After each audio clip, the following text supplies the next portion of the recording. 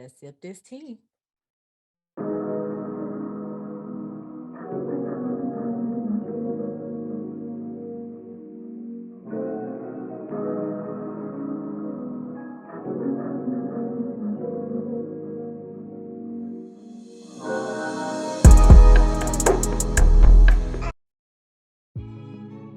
Hello, everyone, and welcome back to my channel. I am Melinda J, and I'm here to bring you a review of one of the hit series on Netflix, Bridgerton. Okay, I got my hats on. I have my pearls on. I even got the little artsy,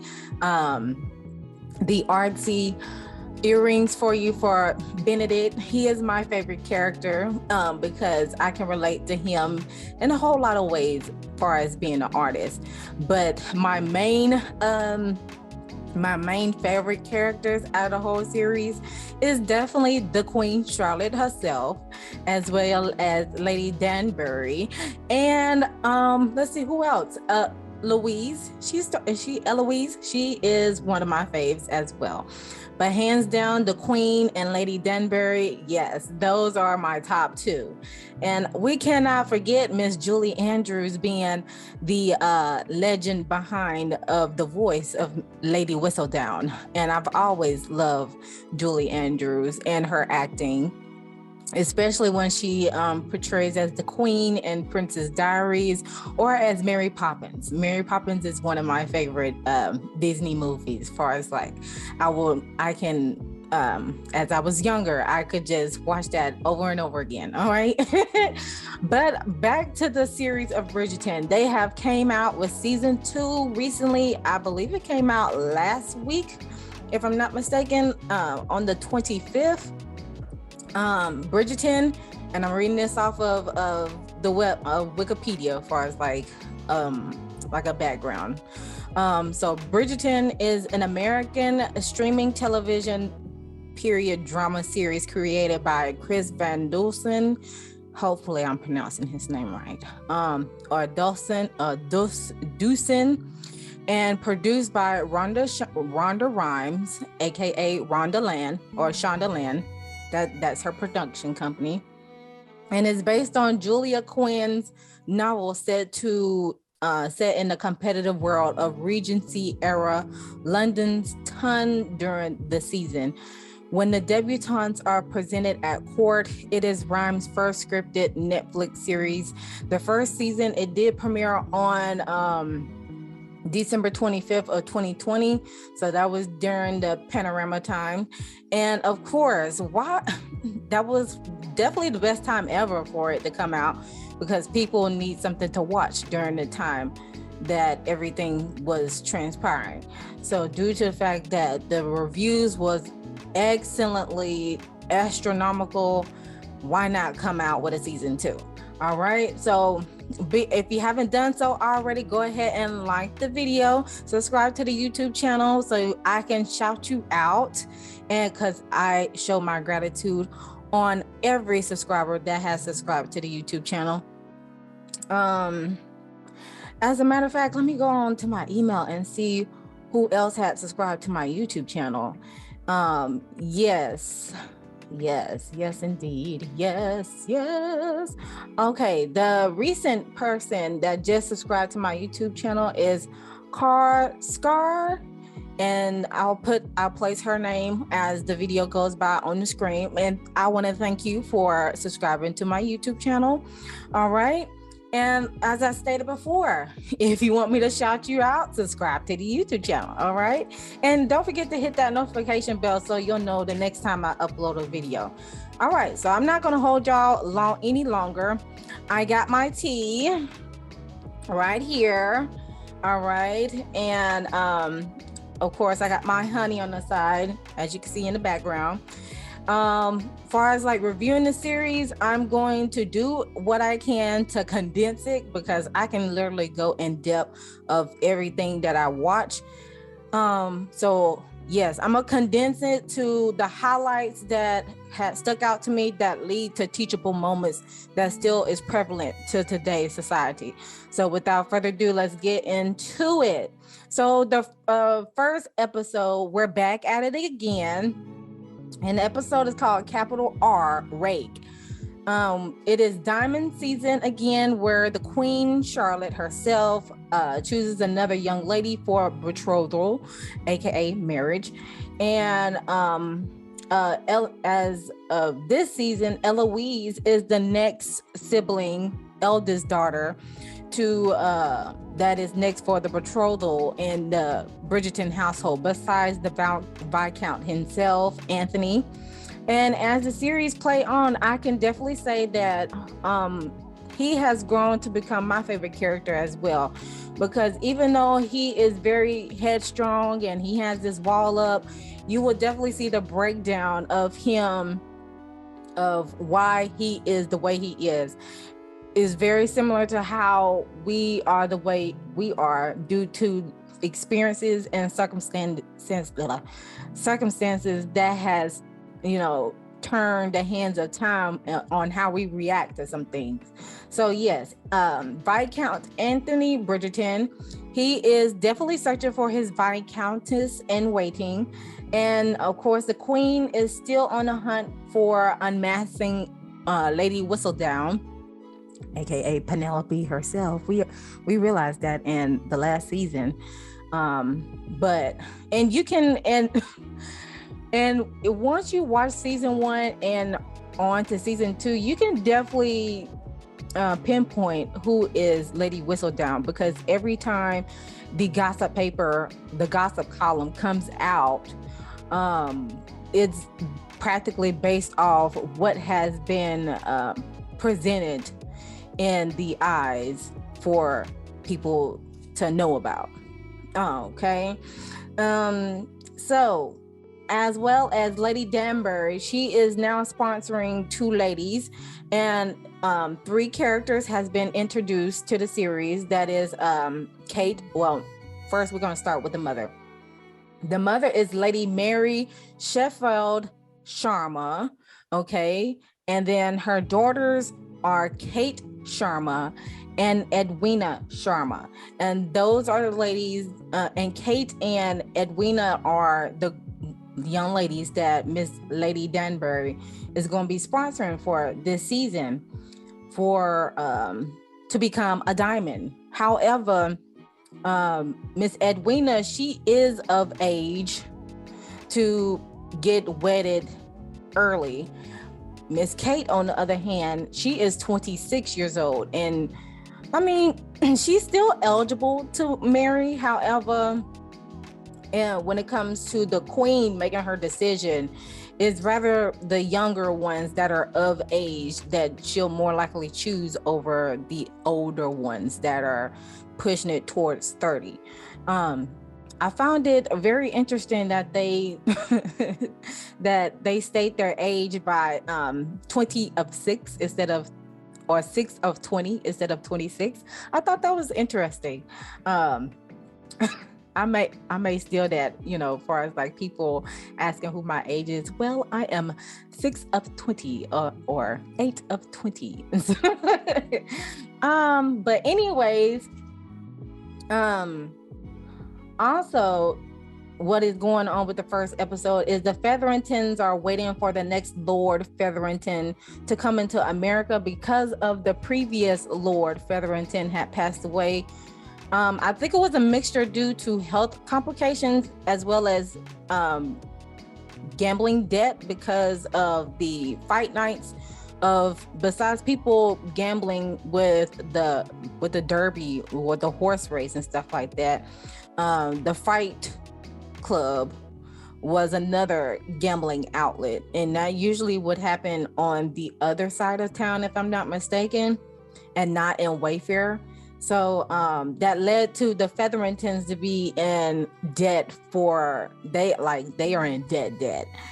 And that's due to the father's mishandling of the accounts due to a lot of gambling. And of course, spending the coin to present your daughters to be betrothed.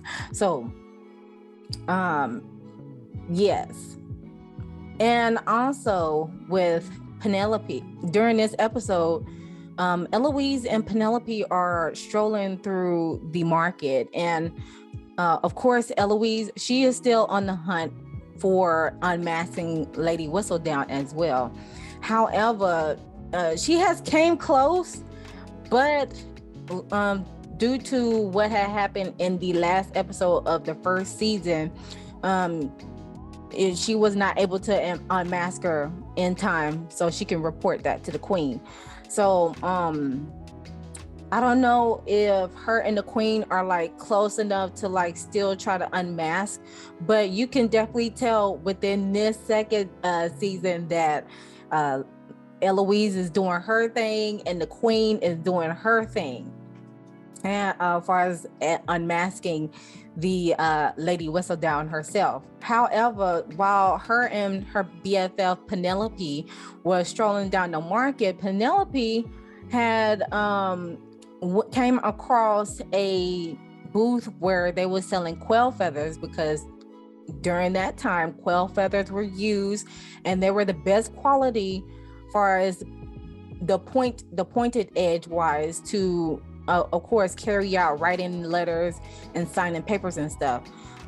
So due to the fact that Eloise was like, girl, you on your third quail feather already?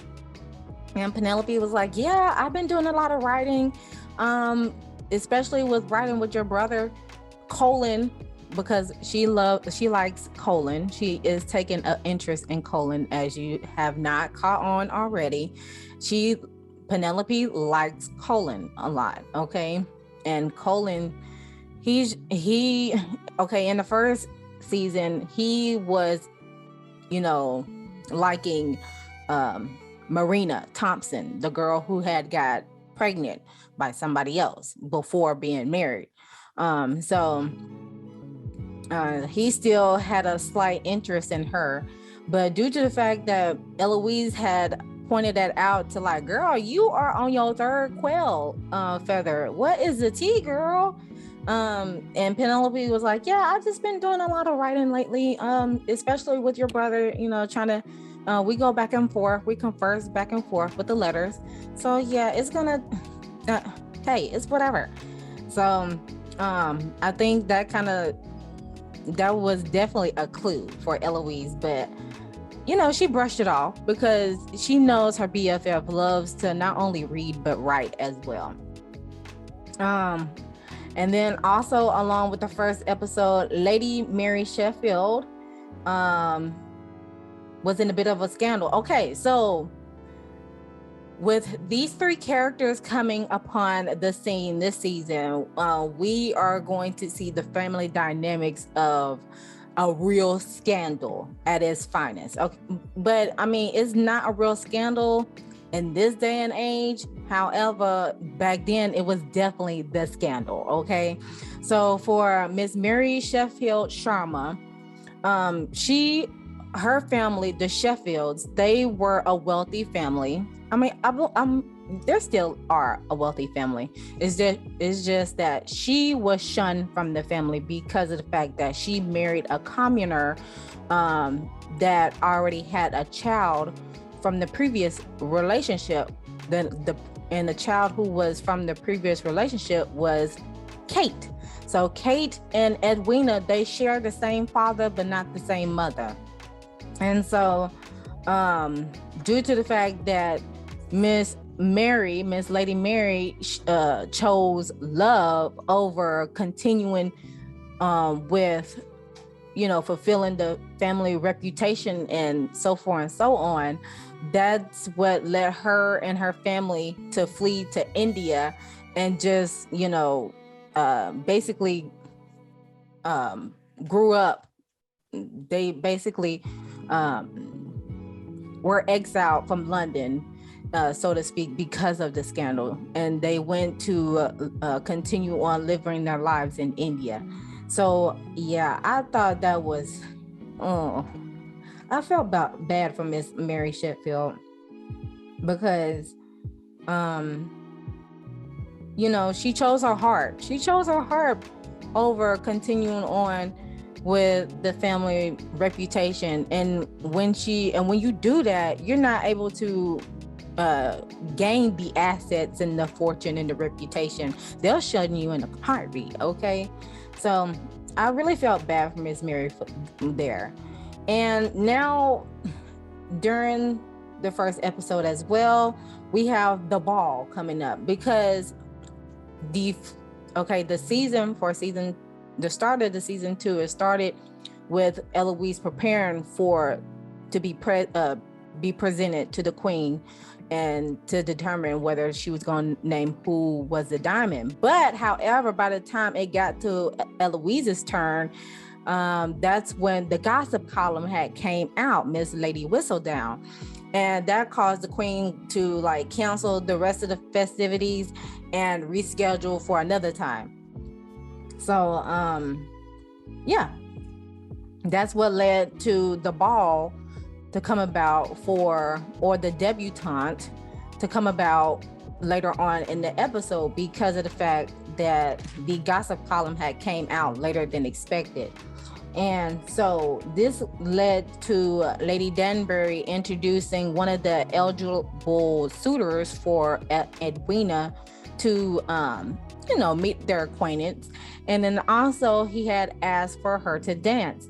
Well, Kate, as being the eldest, she done her research already to be able to see who were the best suitors for Edwina, because the plan for Miss Edwina was to wed somebody with status and a reputable family, basically a noble bachelor, and be able to restore the Sheffield family name. So basically that was what Kate's agenda was supposed to be.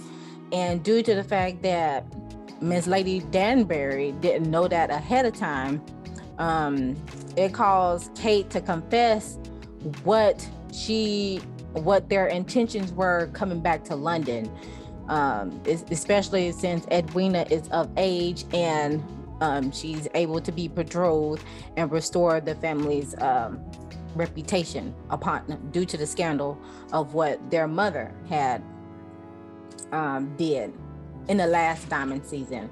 It may have been past diamond seasons ago, but they was talking about last season. Last season it was Daphne that was the diamond. What are you talking about? So that is definitely what is going on, because due to the fact that Lady Danbury had she had actually took it upon herself to write a letter to the Sheffields on what their intentions were for Edwina, Kate, and their mother to come back, and that was definitely the purpose. So because Lady Danbury's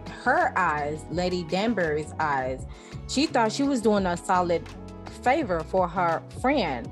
But now that she has become aware of what really is going on, and of course she had her reservations, but she told Kate, you're gonna have to tell your sister what is really the agenda for y'all coming back, because she doesn't know at all. And of course we're gonna figure that out. If you haven't already watched the series, you're gonna figure it out of whether Edwina finds out or not. But if you just want to hear me and my views about it, just continue on listening, okay? So another highlight was also during that ball, Lady Danbury had mentioned to Kate that it's disrespectful. It's considered unacceptable as well as disrespectful for a lady to decline a dance unless she is already reserved by another. Okay. When Miss Lady Danbury said that, I was like, yes, that's morals at its finest, because I wish people would put that same energy into today's society. Meaning, if someone is unavailable, leave that person alone. because how the old saying goes, how you get them is how you lose them. So with Miss Danbury had, I'm gonna call her Lady D, so I won't have to. So code for Lady D is Lady Danbury for now on. So when Lady D had mentioned that to Kate, I was like, bravo, because people don't get it. It's called boundaries, and when you don't set those boundaries ahead of time, people will definitely step on your toes until they get a reaction out of you. So yes, I don't think I add that to the teachable moment, but that is definitely a teachable moment. When someone is unavailable, it is very respectable for you to back off, okay? Back off, because that, not one, the person is unavailable, but two, that just states on how your character is in general. Like, you don't care if anybody is available. You don't care if that person is with somebody. You just want that person, maybe out of what you feel that is your entitlement to want to continue to be with that person, or steal that person from another individual. Hold on while I drink my tea, okay? Tea break. Okay. All right. So another highlight from the episode was the smothering of Kate.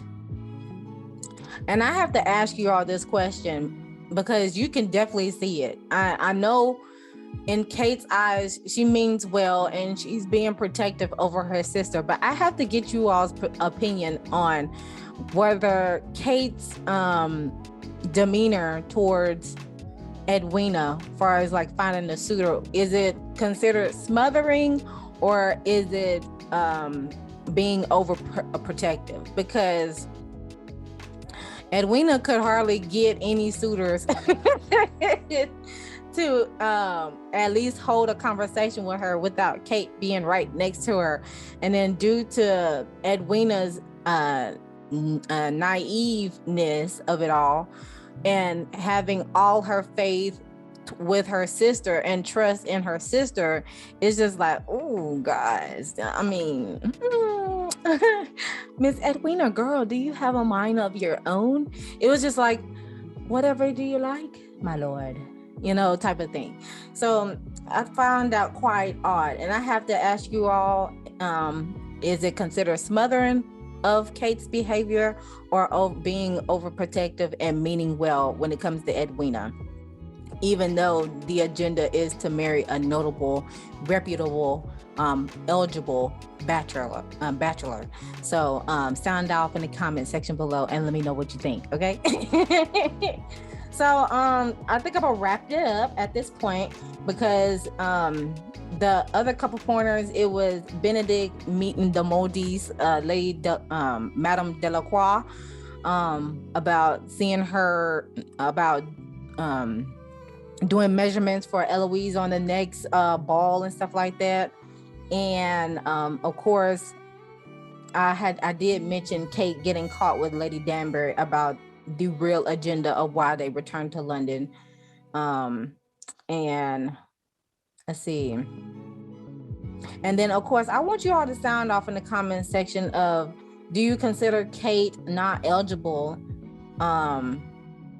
Because now, I have to ask you all, what do you all think about Kate in this first episode?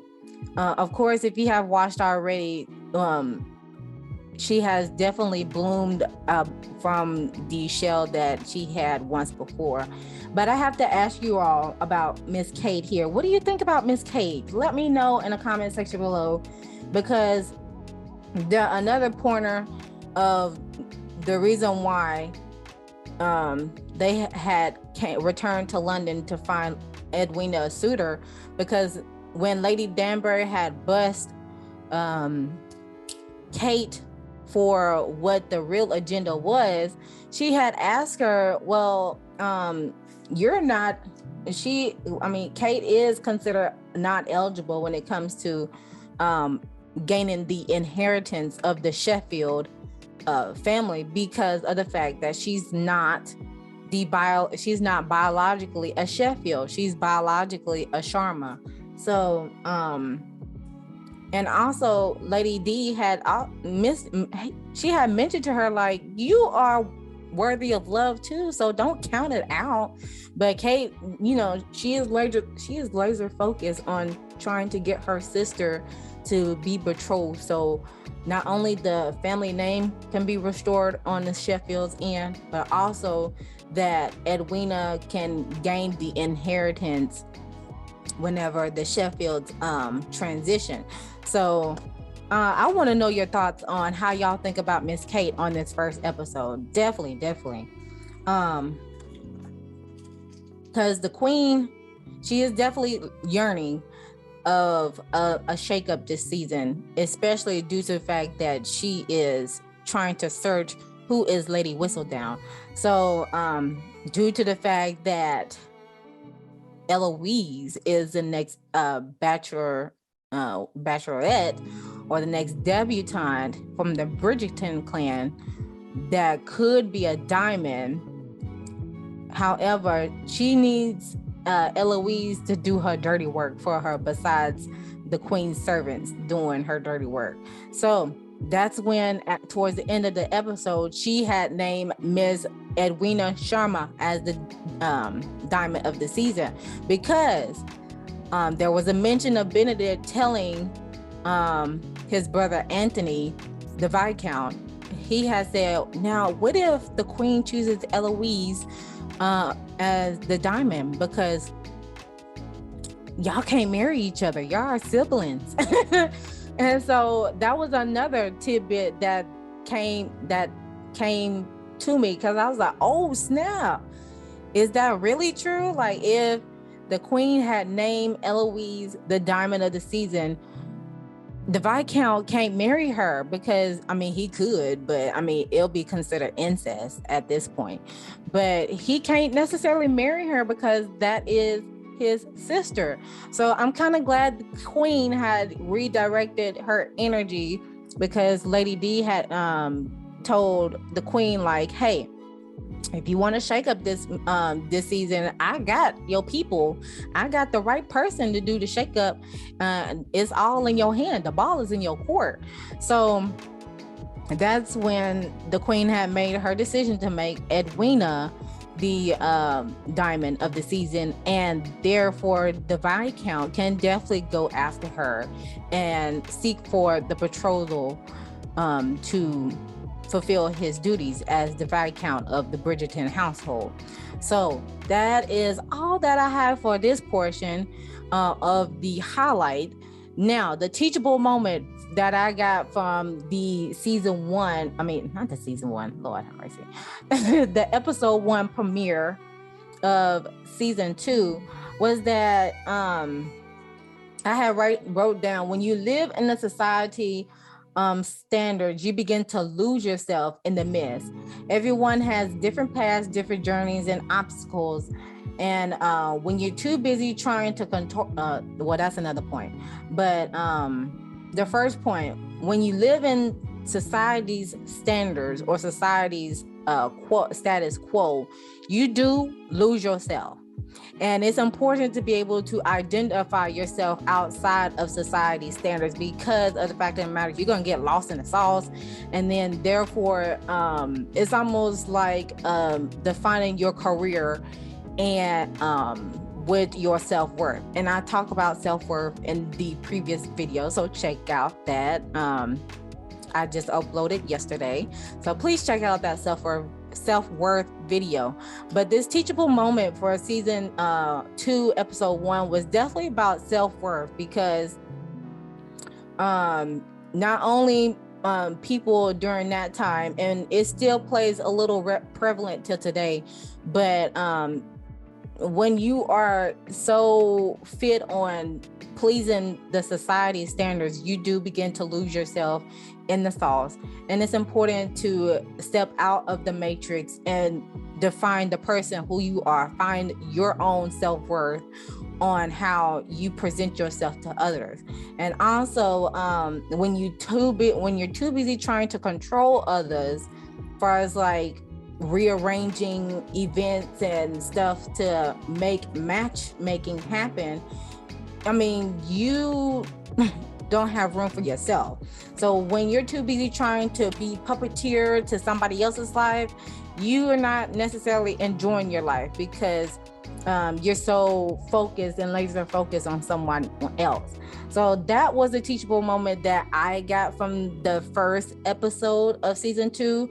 And of course, I have please stay tuned for the episode 2 review and teachable moment. So hang tight. But this is all that I have for this first episode. And if you haven't done so already, go ahead and like, share, and comment down below your thoughts and opinions about this first episode on this second season, as well as subscribe to the YouTube channel so you can get a shout out from me, so I can show my gratitude to you. Okay. And don't forget to hit that notification bell so you'll know the next time I upload a video. Until next time.